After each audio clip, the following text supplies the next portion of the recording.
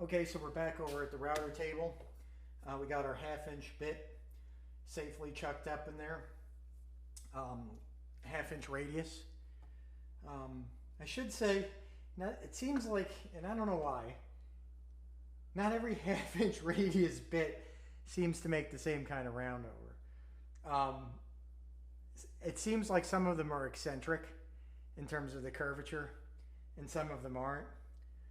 So I've gone through a lot of 1/2 inch roundovers, trying to find one that I thought matched the original guitar better. And I found this one actually. Of all places, I bought out all like these expensive Froods and White Sides and all these sort of, expensive Amana 1/2 inch radius bits to get a roundover. And the one I found the best is a one that I picked up at Lowe's. And I can't remember who makes it. I think it's got to be like Porter Cable, which is not exactly the same company that it used to be back in the day. So anyway, I've got it chucked up here.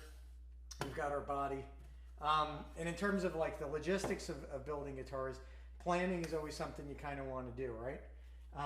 So you don't run into problems and things that preclude you from doing something that you sort of did something in a previous step that now makes your next step more difficult. So in this case, do not put in your jack hole yet, because you're going to find that, well, it depends. On this one, not so much, because I'm just going to be using one of the screw-in type barrel jacks like that was on Eddie's. But if you're going to be using like the big 1/2 inch hole or 1 inch hole, 7/8 inch hole jacks, you'll find that the bearing then ends up having nowhere to register against, and you end up with like a dip there. And if you're doing final sanding on the edge where your hole is, it's going to be easier to sand there because there's less material, and you'll always end up with a little dip or a flat spot. Now, I was told, I don't know if this is true or not, but I was told that's why the original Telecasters may have been flatter there, is that they did the sanding afterwards, after the hole was drilled, and it always ended up flatter. I'm guessing no, but I'll just pass on that piece of information. Who knows? So anyway, the trick is to go a little bit at a time. Don't try to take off the whole radius at one time, or you're going to end up with burn and blowouts all over the place. And the hours that we've spent so far getting this piece of poplar to this point, is going to be wasted. So a little bit at a time. And also, on the back of the guitar, the roundover kind of gets less intense around here and here. So the way to do that, you leave all this area alone. That radius will be done with hand sanding. The way to kind of get that transition is to gradually feed it in or feed it away from the bit as you're working it, and it'll just give you a smooth transition. Don't worry too much. You can always blend it in with sanding during your final work. All right, so I've got it set up for the first pass, and let's just go ahead and start cutting. So ear protection, eye protection, and breathing. And then we'll turn it on and go. I usually like to start on the top, with the top facing and in this area, because that's all going to be material that's going to be removed anyway. So if you have any problems, it doesn't really matter, because all that's going to be gone when you do your belly cut. So let's start it up and we'll go.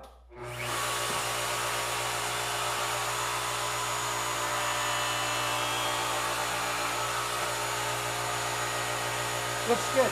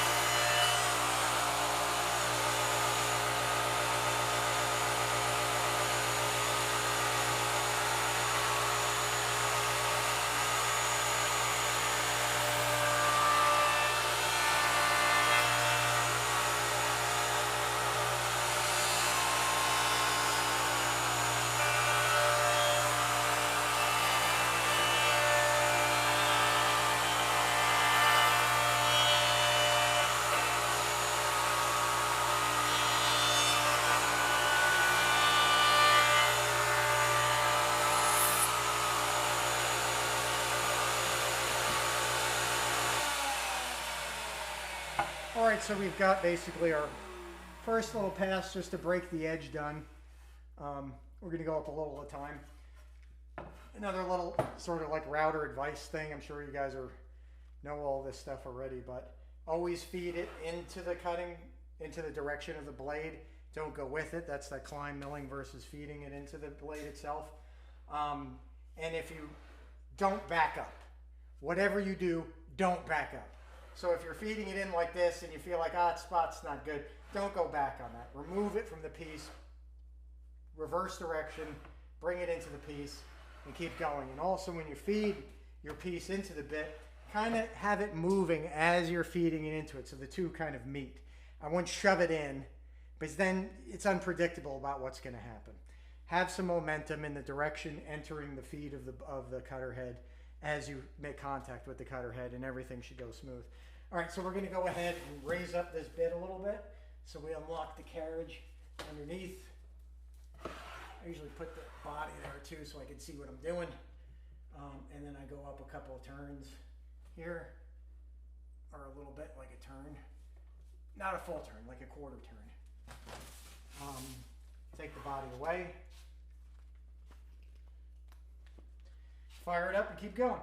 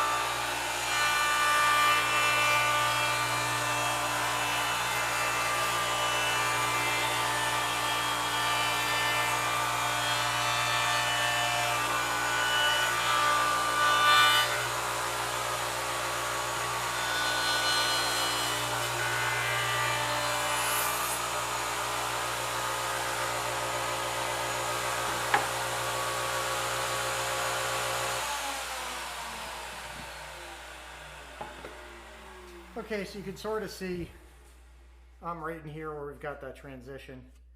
The top, there is no transition. You just go to town. All right, so we're going to raise up the bit again a little bit more. Get the piece in there so we can see what we're doing. Go up a little bit more. Lock it down. Start it up.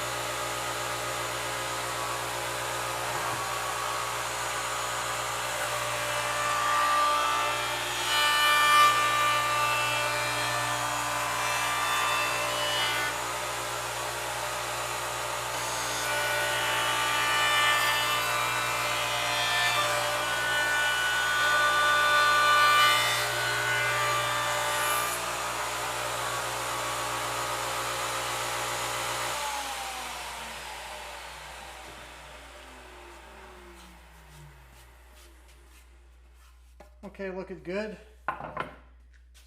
Once again, raise up the bit.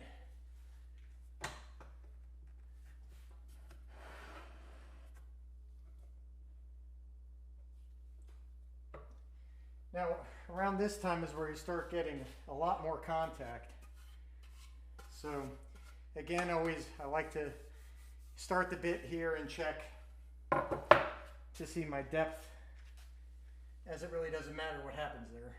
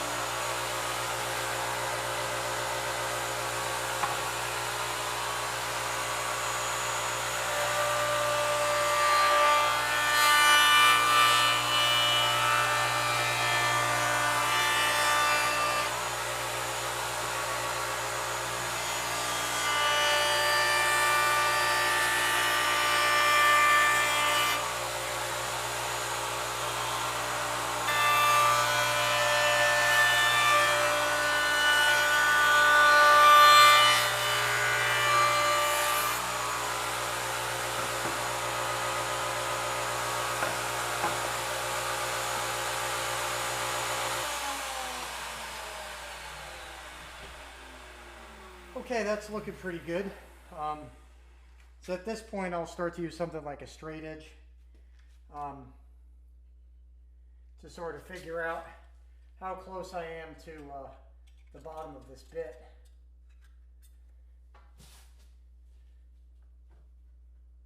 So I'll raise it up a little bit, and I'll check to see if I'm below the surface. Right there, no. And again, I'll do it in a place in the belly cut where if I'm too deep, it doesn't really matter because we're going to remove all that wood anyway. So lock down, power it up.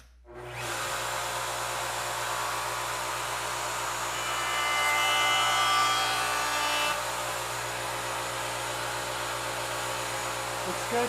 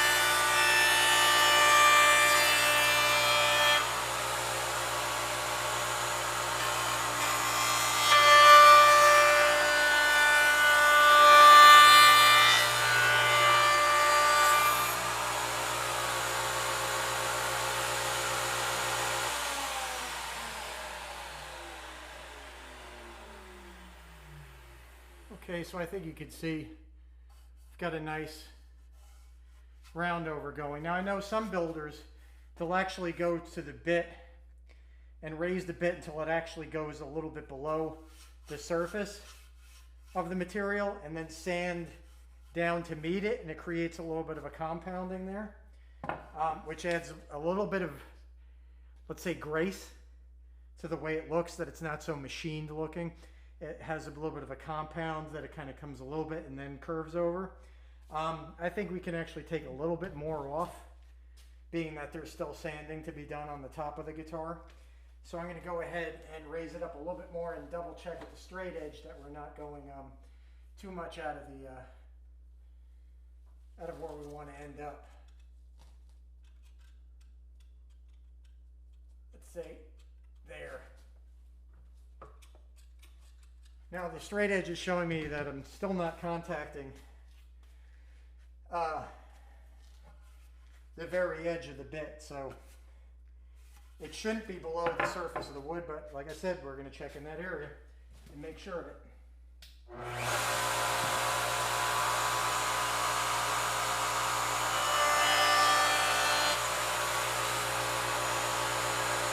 That looks really good.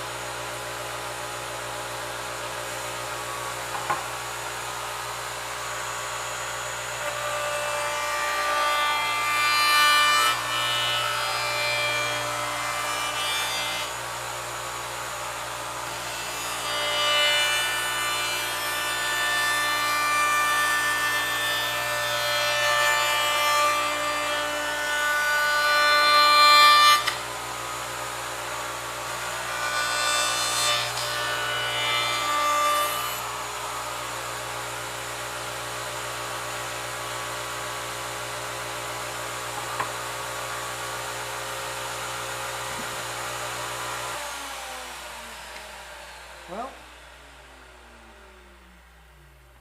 I think we're about done with the roundover. I think we're about dead flush with the edge. No real tear out anywhere. So this is going to be a pretty smooth finish job. It's not going to take a whole lot of sanding. I mean, obviously quite a bit. I mean, you always sand a lot with a guitar, but some of them you have to sand a lot more than others, especially when you're talking about end grain. End grain things love to get torn out, and we're not really seeing that. And that's really a sort of a sign that your tools are sharp, that your speed and everything is right, and of course that the wood is really ready to be machined, that it's dry enough and it's not wet and still fibrous. Everything cuts really, really easily and smoothly. All right, so I think we'll leave it here for today. The next, I think tomorrow, it's really hot in here, so I'm about done. Tomorrow, what's left to do would be the forearm contour and the belly cut. That's some pretty intensive work, so we'll leave that for tomorrow. So anyway, I hope you had a little fun watching some sawdust fly around, and I'll see you tomorrow.